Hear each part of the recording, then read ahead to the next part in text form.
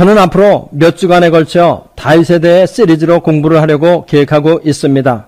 오늘은 하나님의 마음에 합한 자 다윗에 대해 공부를 하겠습니다. 다 같이 우리 사도행전 13장 22절 다윗을 왕으로 세우시고 증거하여 가라사대 내가 이새의 아들 다윗을 만나니 내 마음에 합한 사람이라 내 뜻을 다 이루게 하리라 하시더니, 여기서 하나님께서 다윗을 어떻게 증거하셨습니까? 내 마음에 합한 사람이라. 다윗이 하나님의 마음에 합한 사람이라는 증거를 하나님으로부터 받게 된 이유는 무엇입니까? 들판에서 양떼를 돌보던 일개 목동이었던 다윗이 어떻게 이스라엘 역사상 가장 위대한 왕이 될 수 있었을까요?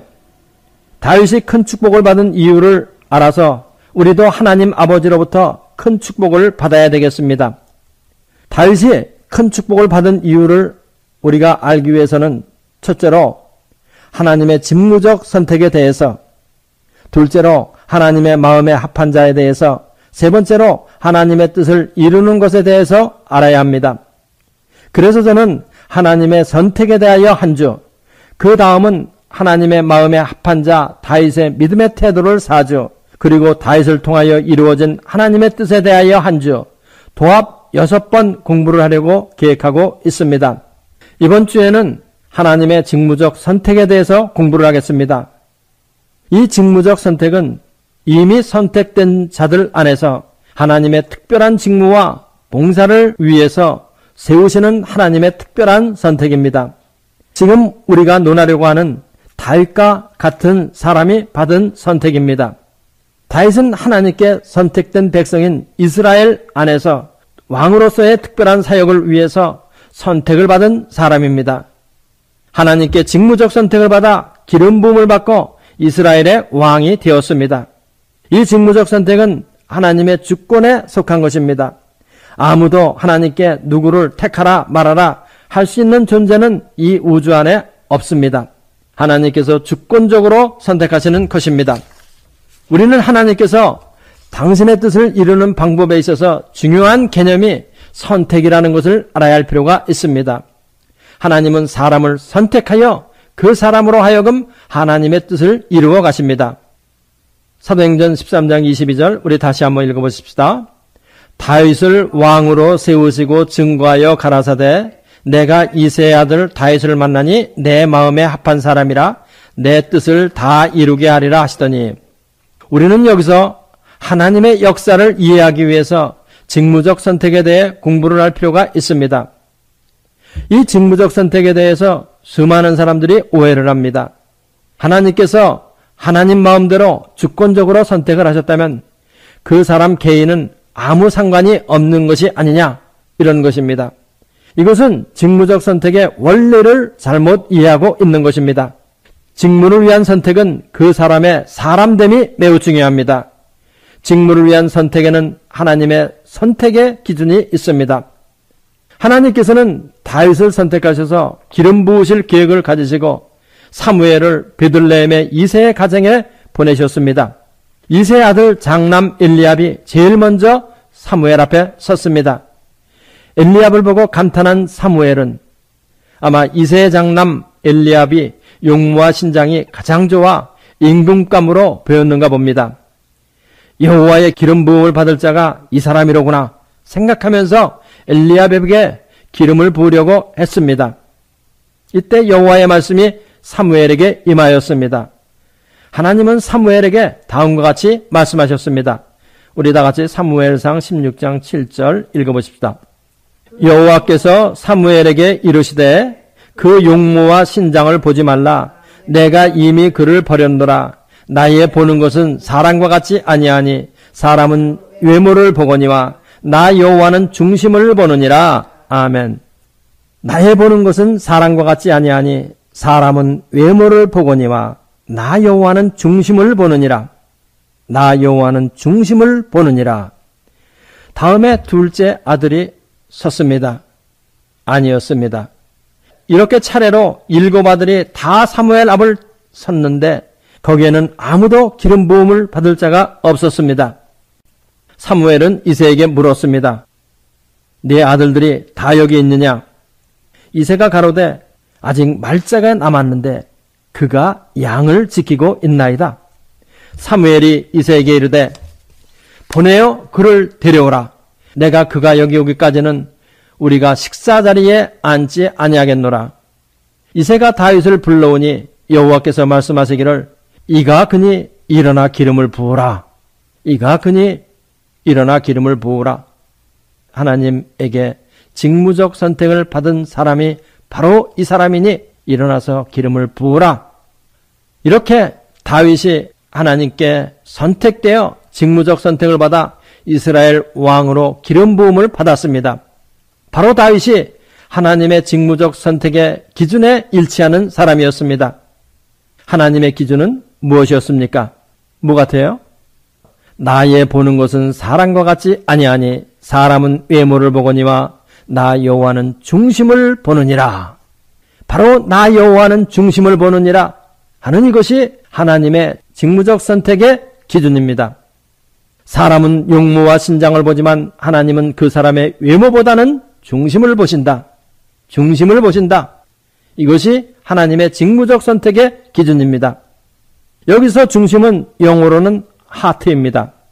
하트가 의미하는 말은 모든 사고와 행동의 중심이 되는 부분을 의미합니다. 그래서 이 구절을 쉽게 말하면 모든 사고와 행동이 하나님 중심적인 사람을 하나님은 직무적 선택을 하신다, 이런 뜻이에요. 다윗은 모든 사고와 행동이 하나님 중심적인 사람이라 직무적 선택을 받은 것입니다. 다윗의 마음 안에서 그 생각과 계획이 모두 하나님의 뜻과 일치됨을 말합니다. 하나님은 이런 사람을 직무적 선택을 하시고 그 사람을 통하여 하나님의 뜻을 이루어 가십니다. 오늘도 이루어 가십니다. 우리 인간도 같이 일을 하기 위해서 마음이 일치한 사람을 찾습니다. 부부도 서로 마음이 일치해야 오래 행복하게 살지 마음이 일치하지 않으면 행복하게 살 수 없습니다. 마음이 일치하는 사람이어야 같이 오래 일할 수 있습니다. 마음이 일치하지 않는 사람과 일을 오래 잘할 수는 없습니다. 이와 똑같이 하나님께서도 하나님의 일을 위해서 그 중심이 하나님의 마음과 일치한 사람을 찾으십니다. 그래야 하나님과 함께 이 일을 오래 잘할 수 있기 때문입니다. 그런데 다윗은 모든 사고와 행동이 하나님 중심적인 사람입니다. 하나님이 말씀하시기를 나의 보는 것은 사람과 같지 아니하니 사람은 외모를 보거니와 나 여호와는 중심을 보느니라. 그렇기 때문에 하나님께 직무적 선택을 받아 지속적으로 쓰임을 받기 위해서는 우리는 모든 사고와 행동의 중심에 하나님이 계셔야 합니다. 그래야 하나님의 마음에 일치할 수 있습니다. 그렇죠? 다윗의 사고와 행동의 중심에는 하나님이 계셨기 때문에 하나님과 같은 뜻을 가질 수 있었고 하나님의 뜻에 부합하는 행동을 할 수 있었고 하나님은 많은 사람 중에서 그를 택하여 하나님의 뜻을 이루게 하셨습니다. 다윗이 바로 이러한 사람이었기 때문에 많은 이스라엘 사람 중에서 유독 하나님께 직무적 선택을 받았고 지속적으로 쓰임을 받아 하나님께서 그의 이름을 열방 중에 크게 하시고 그의 후손 중에서 다윗의 위에 앉을 자를 끊이지 않게 하셨습니다. 내가 이새의 아들 다윗을 만나니 내 마음에 합한 사람이라 내 뜻을 다 이루게 하리라. 하나님은 이런 사람을 직무적 선택을 하시고 그 사람을 통하여 하나님의 뜻을 이루십니다. 이런 사람이 하나님의 뜻에 일치할 수 있기 때문입니다. 하나님의 마음에 합한 사람이 되어야 축복을 받습니다. 하나님과 일치한 마음을 가진 자를 하나님은 선택하시어 능력에 능력을 부어주시고 하나님의 마음에 합한 사람을 선택하시어 축복에 축복을 다하여 하나님의 뜻을 이루게 하시는 것입니다. 다윗의 마음의 중심에는 하나님이 계셨습니다. 그래서 다윗은 모든 사고와 행동을 하나님 중심으로 했습니다. 하나님은 이런 다윗을 많은 사람 가운데서 찾아내시고 증거하여 말씀하시기를 내 마음에 합한 사람이라, 다윗은 내 마음에 합한 사람이라 하시면서 내 뜻을 다 이루게 하리라 하시는 것입니다. 우리 시편 89편 읽어보십시다. 19절부터 24절까지 주께서 이상 중에 주의 성도에게 말씀하시기를 내가 돕는 힘을 능력 있는 자에게 더하며 백성 중에서 택한 자를 높였으되 내가 내 종 다윗을 찾아 나의 거룩한 기름을 부었도다. 내 손이 저와 함께하여 견고히 하고 내 팔이 그를 힘있게 하리로다. 원수가 저에게서 강탈지 못하며 악한 자가 저를 공곡해 못하리로다. 내가 저의 앞에서 그 대적을 박멸하며 저를 한하는 자를 치려니와 나의 성실함과 인자함이 저와 함께하리니 내 이름을 인하여 그 뿔이 높아지리로다. 아멘. 여기서 보니까 하나님께서 내 종 다윗을 찾아서 만났다. 이렇게 말씀하고 계십니다. 그러면 하나님의 마음에 합하지 못한 것은 무엇이냐?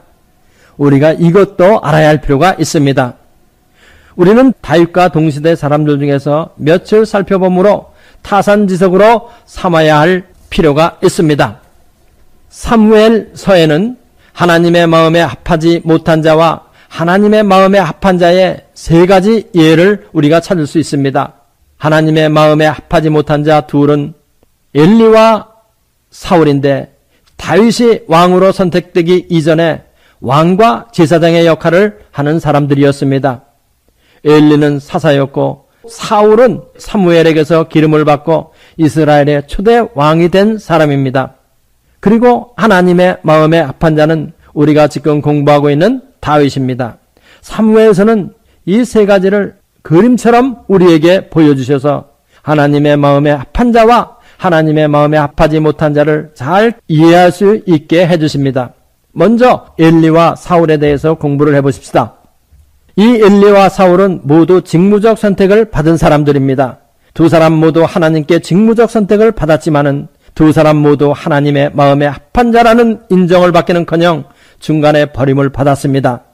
버림을 받은 엘리와 사울을 살펴보면 다윗이 하나님의 마음에 합한 사람이 된 이유를 잘 알게 될 뿐만 아니라 우리도 하나님의 마음에 합한 자가 되기 위해서는 어떻게 해야 할 것인가를 잘 그림처럼 보여줍니다.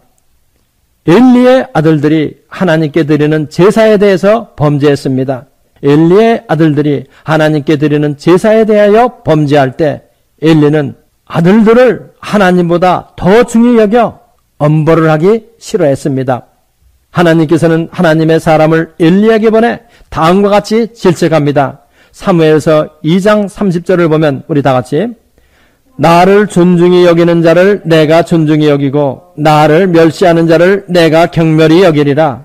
나를 존중히 여기는 자는 내가 존중히 여기고 나를 멸시하는 자는 내가 경멸하리라. 하나님을 가장 존귀히 여기는 사람을 하나님께서는 존중히 여기고 하나님을 소홀히 생각하는 사람을 하나님께서는 소홀히 여기시겠다는 말입니다. 엘리는 하나님보다 자기 아들들을 더 사랑했습니다. 우리가 하나님의 사람이 되어 지속적으로 쓰임을 받기를 원하면 오직 하나님 한 분만을 사랑하겠다는 결심을 해야 합니다. 이것이 그 중심에 하나님이 있는 사람입니다. 오늘날 직무적 선택을 받아 주의 종이 되겠다고 지연병이 된 사람 중에는 하나님이 아닌 물질과 쾌락을 더 사랑하는 사람들이 많이 있습니다. 명예를 더 사랑하는 사람들이 많이 있습니다. 더욱 한심한 일은 주의 종이 되었다고 하는 사람이 대통령이 되겠다는 야망을 버리지 않는 사람들이 아주 많은 것입니다. 한국 교회가 사회에 대한 영향력을 잃지 않으려면 주의 종이 되겠다고 나선 사람들 중에서 이런 대통령이 되겠다고 하는 야망을 가진 사람들이 없어지면 됩니다. 정말로 한심한 일은 불법으로 월북을 하여 기독교와 반대적 입장에 있는 공산주의 국가를 찬양하고 수많은 기독교인들을 수용소로 보내고 처형하는 그런 반기독교 체제를 옹호하는 정신나간 목사가 있습니다. 그런 공산주의 정권 하에서 핍박받는 기독교인들이 이런 목사를 보면 하나님에 대해서 어떤 생각을 하겠습니까? 그렇죠? 이 사람은 목사의 직함은 가졌으나 기독교인이 되기를 거부한 사람입니다. 오늘날 엘리가 하나님께 버림받은 이유를 먼 데서 찾으려 할 필요가 없습니다. 바로 물질과 쾌락과 명예와 정치적 야망의 노예가 된 사람들, 이런 사람들이 바로 엘리의 후예들인 것입니다. 이런 사람들에게 하나님은 하나님의 사람을 보내어 경고를 하셨습니다. 나를 존중히 여기는 자를 내가 존중히 여기고 나를 멸시하는 자를 내가 경멸히 여기리라. 엘리는 하나님보다 자기 아들들을 더 중히 여겨 하나님께 버림을 받았습니다. 다음은 직무적 선택을 받았으나 하나님께 버림받은 사실을 우리는 또 사울 왕에서 찾아볼 수 있습니다. 사울 왕은 엘리와는 다른 각도에서 하나님의 마음에 합한 자가 되지 못했습니다. 사울 왕은 직무적 선택을 받았으나 하나님의 마음에 합한 자가 되지 못하고 그 직무에서 버림을 받았습니다. 그 이유가 사무엘상 13장 14절에 아주 잘 나와 있습니다. 다 같이 지금은 왕의 나라가 길지 못할 것이라 여호와께서 왕에게 명하신 바를 왕이 지키지 아니하였으므로 이 여호와께서 그 마음에 맞는 사람을 구하여 그 백성의 지도자를 삼으셨느니라 하고, 여기서 사울 왕이 하나님께 버림을 받은 이유가 뭐예요? 여호와께서 왕에게 명한 바를 왕이 지키지 않았다. 바로 불순종했다 이겁니다. 사울이 하나님께 버림받은 이유는 뭐예요? 불순종에 있습니다. 불순종은 그 마음이 하나님의 말씀에 일치하지 않고 있음을 보여줍니다. 그 마음의 중심에 하나님의 말씀이 있지 않은 것을 말합니다. 사무엘은 사울을 다음과 같이 질책했습니다. 사무엘상 15장 22절로 23절 다 같이 사무엘이 가로되 여호와께서 번제와 다른 제사를 그 목소리 순종하는 것을 좋아하신 같이 좋아하시겠나이까? 순종이 제사보다 낫고 듣는 것이 수양의 기름보다 나으니 이는 거역하는 것은 사술의 죄와 같고 완고한 것은 사신 우상에게 절하는 죄와 같음이라. 왕이 여호와의 말씀을 버렸으므로 여호와께서도 왕을 버려 왕이 되지 못하게 하셨나이다. 여기서 사무엘이 사울에게 무엇을 말하고 있습니까? 사울의 불순종에 대하여 왕이 여호와의 말씀을 버렸다 이렇게 말하는 거예요. 그래서 여호와께서도 왕을 버렸다. 하나님의 말씀에 순종하는 것이 하나님과 함께 일을 하는 데 있어서 왜 그렇게 필요합니까? 하나님의 종은 하나님의 말씀을 세상에 전하는 사람들입니다. 그런 사람들이 자기는 하나님의 말씀에 순종하는 삶을 살지 않으면서 다른 사람에게 하나님의 말씀에 순종하라고 말할 수 없기 때문에 그래요. 하나님의 말씀에 일치하는 삶을 살라고 사람들에게 가르치는 사람이 자기가 하나님의 말씀에 일치하는 삶을 살질 않으면 안 된다는 거예요. 그러니까 하나님의 말씀을 전하는 사람들은 먼저 자기 자신이 하나님의 말씀에 순종하는 삶을 먼저 살아야 돼요. 그래야 다른 사람에게 순종을 명할 수 있는 것입니다. 하나님과 우리의 관계는 주종관계입니다. 하나님이 주인이시고 우리는 종입니다.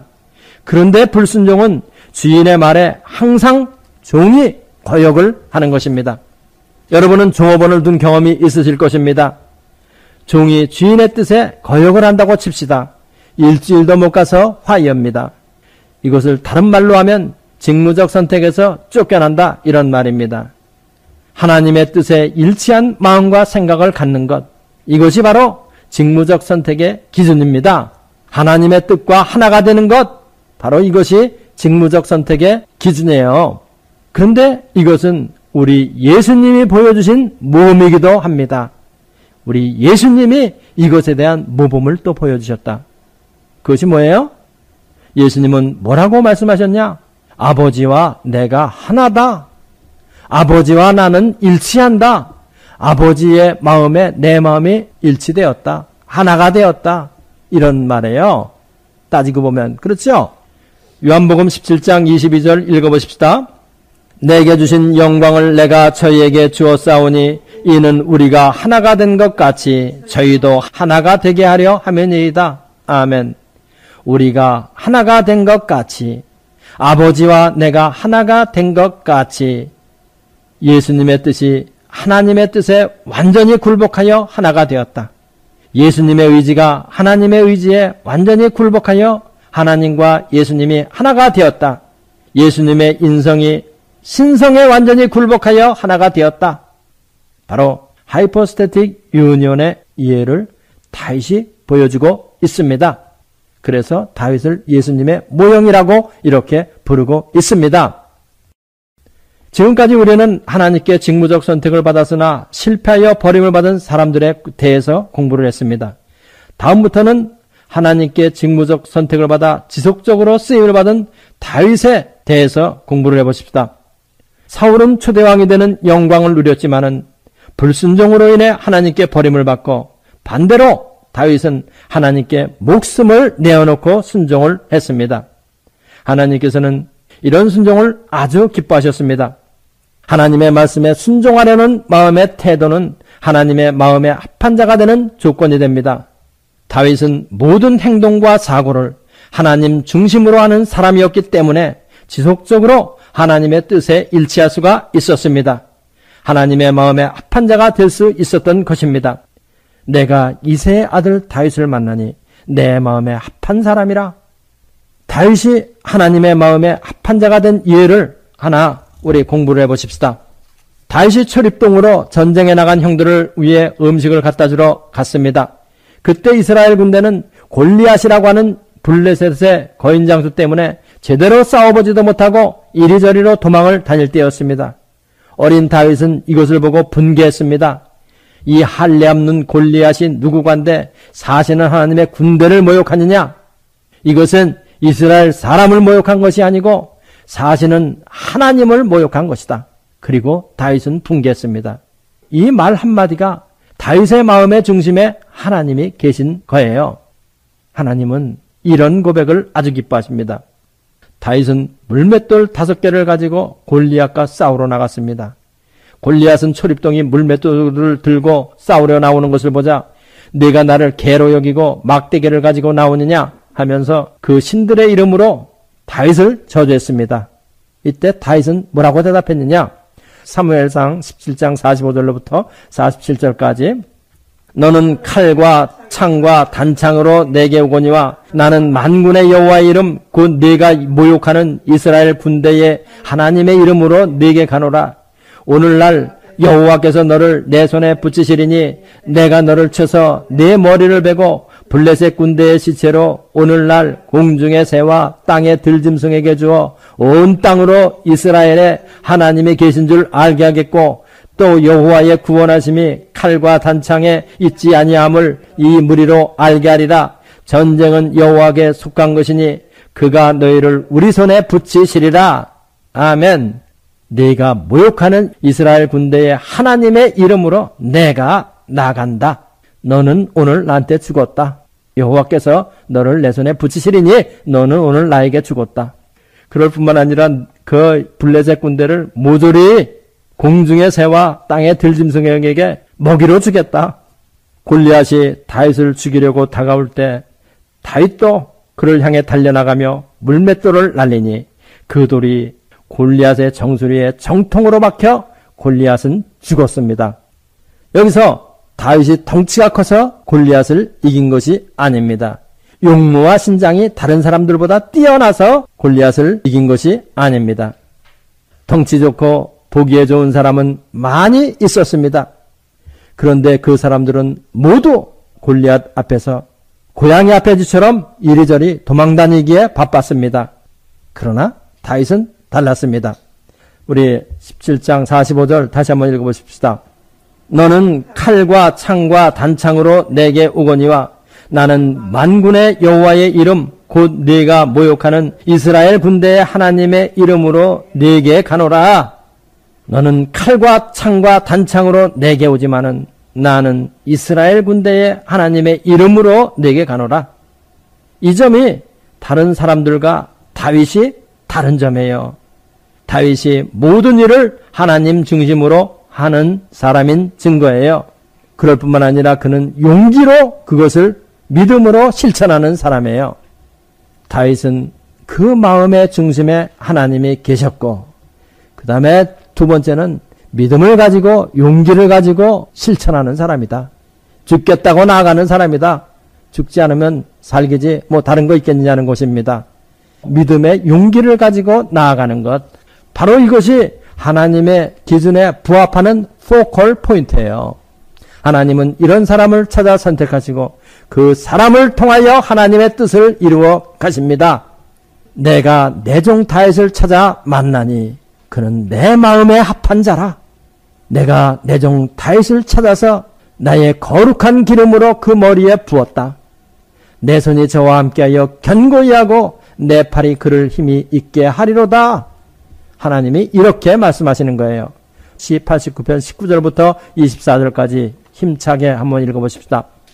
주께서 이상 중에 주의 성도에게 말씀하시기를 내가 돕는 힘을 능력 있는 자에게 더하며 백성 중에서 택한 자를 높였으되 내가 내 종 다윗을 찾아 나의 거룩한 기름으로 부었도다.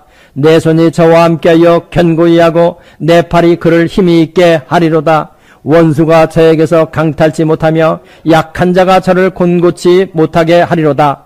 내가 저의 앞에서 그 대적을 박멸하며 저를 하나는 자를 치려니와 나의 성실함과 인자함이 저와 함께 하리니 내 이름을 인하여 그 뿔이 높아지리로다. 아멘. 나의 성실함과 인자함이 저와 함께 영원히 있으리니 그가 내 이름을 인하여 그 뿔이 높아지리로다. 아멘. 지금 인터넷을 청취하고 있는 분들이나 CD를 듣고 계신 분들은 모두 하나님으로부터 선택된 하나님의 백성임을 믿습니다. 한 사람도 스스로 선택하여 온 사람이 없습니다. 하나님의 섭리 가운데 하나님이 오게 하셨으므로 이 시간에 이곳에 있습니다. 그러나 하나님께서는 여기서 한 걸음 더 나아가길 원하고 계십니다. 하나님께서는 여러분 모두를 직무적 선택을 하시고 당신의 뜻을 이루어 나가기를 원하십니다. 하나님의 나라에는 하나님의 직무적 선택을 받을 사람이 필요합니다. 그래서 하나님은 누가 하나님의 마음에 합한 자인가 하여 찾고 계십니다. 하나님께서는 그의 사고의 중심에, 행동의 중심에 하나님이 계신 사람을 찾아내시고 그런 사람을 직무적 선택을 하여 축복을 주시고 하나님의 뜻을 이루어 가십니다.